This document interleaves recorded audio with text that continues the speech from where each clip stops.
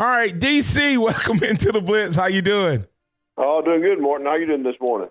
Doing good. I played the old Kirby that coach statement and got a few folks started up. What are your thoughts? Have you heard that statement in its entirety? Oh yeah, I actually watched it on TV that night when he was saying it. Well, first of all, Kirby Smart just gotten beat, and he was embarrassed, and he thought he had the game won, and he was speaking passionately. So I have to give him a little leeway about that. But he was also speaking to his fans. He was speaking to his fan base. And he was speaking to the recruits out there who just seen him on the national stage get whipped by Alabama. Let me ask you this, for a second time. So I think he was a little disrespectful. But I think I was going to say, let me ask you. Passion is, I agree, but do you think it was purposeful? Oh yeah, I think it was very purposeful. I think he was trying to plant seeds there. He's trying to make his case for the playoff. He was trying to help with his recruits. He was trying to help with his fan base, and I think it was purposeful. Not only that, Kirby Smart's been with Coach Saban for 12 years, so he knows what gets under his skin. So if he's going to do anything, he didn't say anything. Just like Coach Saban doesn't say anything that's not calculated to send a message. Yes. This was trying to send a message to his fan base, to his team, and that he's not scared of Coach Saban. They're not scared of Bama, and that Bama's not all that. And that's for the recruits. I mean, Kirby Smart knew when he was in the locker room with his kids, he knew he had to pump them up because they were deflated. He knew they got beat by Alabama. There's no chance, you can't cut it any other way. Alabama whooped Georgia 2 times in a row now, and that's smart. No pun intended. That hurt him. Yeah. DC, let's talk about this Alabama Georgia game. I just toss it to you. You kind of give what you saw. What were your thoughts as that game was unfolding? Yeah, it was a great opportunity to do the podcast yesterday, just to kind of rehash put everything into perspective. But I think as I was watching it, I didn't really have the utmost respect for what was going on until afterwards. You come back and you look at it, put a different perspective on it. But probably one of the most amazing games that I've ever watched. And I know you've heard the old cliche that it's a chess match, but when you look at this game, this was like a chess match. This was Nick Saban versus Kirby Smart. This was the offense versus defense. This was all sort of things that were going into it. But for me to see Alabama come out and play not their best game. I mean, we talking about Martin. We had some drop passes. We had some, had an injury to Tua early with his left leg. Had some uncharacteristic overthrows, some bad throws. Had some fumbles that just happened to bounce our way. Had some middle mistakes. All those things rolled up. It's just Alabama didn't play their best game, but yet was still within striking distance against the great Georgia team. And then made the adjustments that Alabama made at halftime on defense.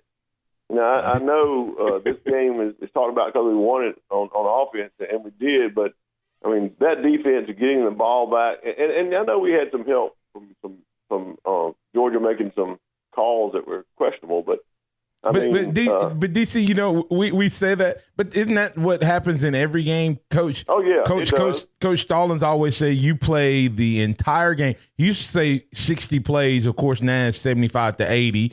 But to make 4 or 5 key plays or decisions, and you had the same feeling I did when I realized how well Georgia had played. Georgia played near perfection, with the exception when it was 28-14 and they lined up to kick the field goal. They had played near perfection. Yeah. Once they missed that field goal and we scored, I said, oh, my goodness, we have played so tight, mistakes, not clean, everything. And we were down by 1 score. And that's the point that no one is talking about here. If we play Georgia again, DC, do you think that that's the performance Alabama lays down? No. That's why I say that Kirby Smart doesn't want to play Alabama again because, we see what happened to Alabama when it gives Nick Saban more time after he's had a rough game with somebody like he did with LSU that time. But, Kirby Smart doesn't want to play Alabama again because Alabama played probably one of their worst games and still was within a touchdown in the fourth quarter. Right. That's when I got excited. Excited when they missed that field goal. I said to myself, and I said, all right, this is it. Alabama can win this thing in the fourth quarter. I felt like Alabama was a better team. We had a better athlete. And some of the touchdowns that Georgia got, I'm not taking anything away from them, but they were perfect throws. Oh God, yes. We had the defensive back covered. There was a window that you could put the ball in perfectly, and it did. That the quarterback Jake Fromm played above his head. I had a reminiscence of Steven Garcia in the South Carolina game. This is the quarterback that can beat Alabama. Yep. This is the type of quarterback that can do it when he's playing over his head, putting the balls within a pinpoint window. Yes. But, then I see all that happen, and then we missed that field goal. And I said to myself, hey, this might be on our side. Now we have momentum. They've missed a field goal, and our defense is held. And then we turn around and go down and score. And I think the turning point in the game was the missed field goal, yep, and then the touchdown pass to Jalen Waddle. That's what turned the momentum. That's what gave Alabama all it needed to go into the fourth quarter and win that ball game. Yeah, speaking with DC in the Capstone Report joins us weekly. You can find the entire podcast at DC Capstone Report, presented by freelancepictures.com and rolltopbama.com. A lot of people give the heroics to Jalen and deservedly so, but a lot of times for a hero to arise, there has to be a lot of soldiers making plays in between. What can you say about Josh Jacobs and what he means to this Alabama team? And do we even have ourselves in a position to win if it's not for his play in the first half especially? And I agree with that. I don't want to take anything away from what Jalen did, but, I said in my podcast yesterday, Jalen had come, what he did came back for the team, and the team is what helped him have his moment that day. Absent Josh Jacobs keeping us in the running game, and I'm making some individual effort plays to get that fumble back, to fight for that ball, to get a touchdown on that play, to make the long runs, to make the blocks that he made on special teams. Yep. I don't know if anybody's seen that block where he doesn't even use his hands, but they practice that in that's a Jeff Banks thing, and they practice that in practice every day of how to block somebody without knocking them, hitting them in the back and slowing them down. He did that to perfection. He blocked on routes. He blocked for the other running backs, made some great plays. Josh Jacobs deserved the most valuable player of that game because without his play, I don't know that in the fourth quarter we're close enough to have a chance to win the game. So I think it takes the team another thing I talked about on the podcast yesterday, Martin, we ought to talk about Jalen. I started the whole segment at the end yesterday to talk about Jalen's redemptive story, and I think that's beautiful. It's great. But, if that defense doesn't come out in the second half and say, hey, I see what they're doing, let's change it up, let's do something different, and get 6 stops. I'm talking 6 stops. They either had to punt or they turned the ball over on downs. 6 times the defense held in the second half and hold them to one score, 7 points that they gave up in the second half. Now, that it took a whole team effort to do that, and that's what set up the opportunity for Jalen to do what Jalen did. DC, have you ever seen anything as crazy as the last 2 years of facing the Georgia Bulldogs? And C.J. Watson just posted a stat, said Bama has, in the 120-plus minutes that they've played, Bama has led for somewhere around a minute of that entire playing time, the minute and some change this game, and, of course, no time really, a walk-off lead in overtime. So have you ever seen anything like that? And then to have all the things that had to come into place. I told someone, I said, Hollywood is envious because you would even put all of this stuff in the story if you were writing it. I said to myself when it was happening, the only thing that I could look back and see about this, I'm talking about just the Alabama-Georgia last 2 games where Alabama has only led for a few minutes. To me, you have to look way back in my youth when I was sitting and watching those playoff games, those Super Bowl games between Dallas and Pittsburgh. Dallas and Pittsburgh, sometimes Dallas would have Pittsburgh beat the entire game, and then something miraculous would happen. The immaculate reception or the tip ball to Lynn Swann, and Dallas would win. They would beat them up down the field. They would be ahead, and you'd think that Dallas was a better team, but in the end, Pittsburgh won. And I think that's what I have to liken it back to this series between Alabama and Georgia. On paper it looks like hey, Georgia beat Alabama, but that's not true. Alabama whooped Georgia because you got to play the game for 4 quarters. And that's right. You got to look at the scoreboard. And you can be behind for all minutes of a game and still lose it in overtime. That doesn't mean the other team beat you. The team who has the most points wins.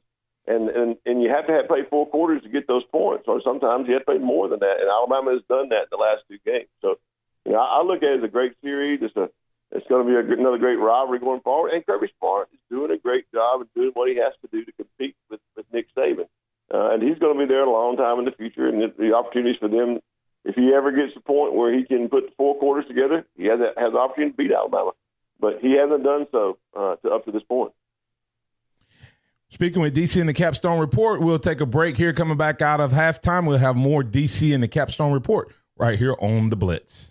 DC, as we continue to look at what Alabama did against Georgia, from a player perspective, who were your players of the game? I know we talked a little bit about Josh Jacobs, but who else did you have? Well, of course, Jalen Hurts, and we can talk to him about him all time about what he did in this game, but he was a great offensive player in this game. Thought he did a great job when he came in and rose to the level of his opportunity. And my other offensive standout was Jalen Waddle. I think Jalen Waddle, Martin, you and I identified him early on during the summer practice as somebody that jumped off the page as a great player, could be a contributor. And I think we were spot on in our assessment at that time. He has proven that, and so he was one of my standouts offensively for the game. I think Josh Jacobs and Jalen Waddle and Jalen Hurts is that and the rest of the team that helped them win this game. Without those 3, though, I'm not sure we've been in a position to win the game. Now, on defense, Quinton Williams showed up in this game. I think graded out about 90%. He didn't miss a tackle that he had an opportunity to make. He was double-teamed a couple of times. That gave linebackers opportunity to make plays as well. So I think he did a great job. Shyheim Carter stepped up his game tremendously. He covered well. Was on Nico Hardeman a lot of times. When he was covering, I think Nico was targeted 4 times with Shyheim Carter on him, and he only made 1 catch for 5 yards. So I think he shut down Nico Hardeman. Did a great job, made some tackles on run support. And so I think he's really stepped up his game on the defensive side of the ball. And then Mack Wilson. I think Mack Wilson in the second half executed what the coaches changed at halftime in order to communicate better. And I thought you saw his hand signals differently and getting us in the right place faster, and was instrumental on those last few plays of knocking those balls down, especially the last ball in the end zone, so that there was no Hail Mary opportunity for Georgia at the end. So I think Mack Wilson was another great standout player on defense. All right. Let's flip over to the college football playoffs. Alabama in once again. Did the other 3 teams, being Clemson, Notre Dame, and Oklahoma, did the committee get it right in your opinion? Well, I think it's subjective, so we don't get to say whether they got it right or not. It's based on what they believe they got it right. Now, if I would have been doing it, I would have done it differently. I don't think Notre Dame is a 3 team. I think Notre Dame is the weakest of the top 4. I don't think Notre Dame won a conference. Best I can tell, they're not in a conference, so they didn't win a conference. So I don't know why they're sitting at 3. I think the best, Clemson is probably licking their chops to go play Notre Dame after seeing their body of work. Looking at all the teams that are in there, I think they're all deserving. Oklahoma, I think, definitely deserving over Ohio State. I know there's a talk about Georgia. Why didn't Georgia get the opportunity to play? Well, Georgia lost the game to LSU. So I think if Alabama Georgia comes into that game undefeated and plays the SEC championship and Georgia lost like they did, then I think Georgia's obviously your 4th team. Because they lost to LSU, I don't think the committee gave them the opportunity that they gave Alabama last year when Alabama stayed at home with 1 loss and got in as the number 14. But in my opinion, Notre Dame should have been the 4th. And Oklahoma be 3rd. I'd put Alabama, Clemson, Oklahoma, and Notre Dame would have been my top 4. All right, I tend to agree with you. I think Notre Dame gets in because they don't have to play. If they'd had to play any of the top 5-6 teams, top 5 teams other than themselves, then they lose this past weekend as well. I think Notre Dame also has the least victories over top 25 teams. Look at all the records for the team. I think Alabama has the most victories of the top 25 teams, which so much for Alabama not playing for anybody. Yeah, I think Clemson came in at 2, and I think Notre Dame was 3. But Alabama clearly almost doubled everybody up in terms of number of victories. Just a sidebar real quick. Cleveland.com reporting that Urban Meyer to retire after the Rose Bowl and Ryan Day, the OC, going to step in as the head coach is what's being reported. What are your thoughts on that? Just got that news.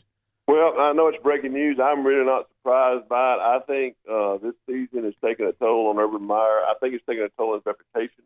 I think behind the scenes there's a lot of people that are not happy with how he handled the domestic violence issue with the coach there. I think there's a lot of stuff that we don't know that other people do know. And I think his health is in question a little bit because of the stress of everything that's going on. I think it's stress of off the field things as much as on the field. So it doesn't surprise me that he would want to retire. I just think that his time at Ohio State is probably. I don't think he can be effective there with what's been going on and what people know there about the issues with how you handle the situation with his assistant coach. All right, let's get back to the college football playoffs.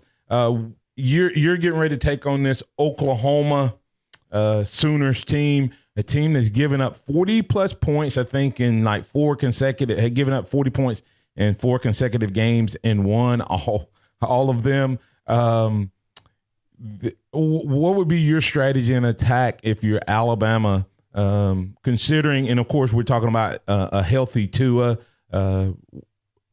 hopefully by that time, what would be your strategy against this team?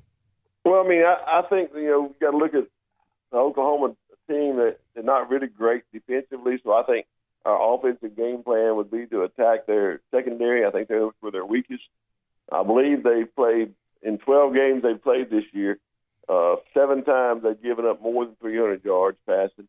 3 times I think they've given up 400 yards, and 2 times given up 500 yards over total yards. So I believe that their defense is where you attack them offensively with the pass. But I think in doing that, Oklahoma's going to look at Tua's quarterbacking, how mobile he is, and if he's going to be able to stay in the pocket, they're going to try to do exactly what Georgia did with the Rover and try their best to give him small windows to throw in, bait him into making bad throws. So, I believe Alabama should come out and run the ball to open up those passes, not just come out and just be one-dimensional. They can take a balanced offense, but if you look at the teams that have been successful against them, Texas has run the ball and passed the ball against them in kind of a very balanced attack. I think that's the way to attack them offensively. I think defensively, you got to account for Kyler Murray. He can beat you with his arm, he can beat you with his legs, but Alabama has played quarterbacks that can do that before. So I think looking at keeping him in the pocket, making him throw the ball from the pocket and covering will be the way, getting pressure on him in opportune moments and make him make perfect throws like they did Jake Fromm. If he does make those throws, as Jake Fromm did in the first half, he made some great throws. In the second half, couldn't make those perfect throws because of the pressure he was getting and because of the coverage that Alabama was in. So I think they'll have a game plan similar to what they did with Jake Fromm. Speaking with DC in the Capstone report, DC, just a follow-up question to that. Does Alabama try to sack Murray, or do they try to build a wall in front of him and maybe get hands up and knock down balls and create difficulties in the passing lane to kind of cut back on him escaping the pocket? Because sometimes you get exactly what you want when you put pressure on guys like that, and then their elusiveness against D linemen, et cetera, gets them out in the open field, especially when you play man like Alabama. So do you think we go back to kind of some of that, put pressure on him, but not necessarily try to sack the quarterback? Yeah, I think it's containment. Keep him in the pocket, put pressure on him, and try to get pressure with your defensive lineman.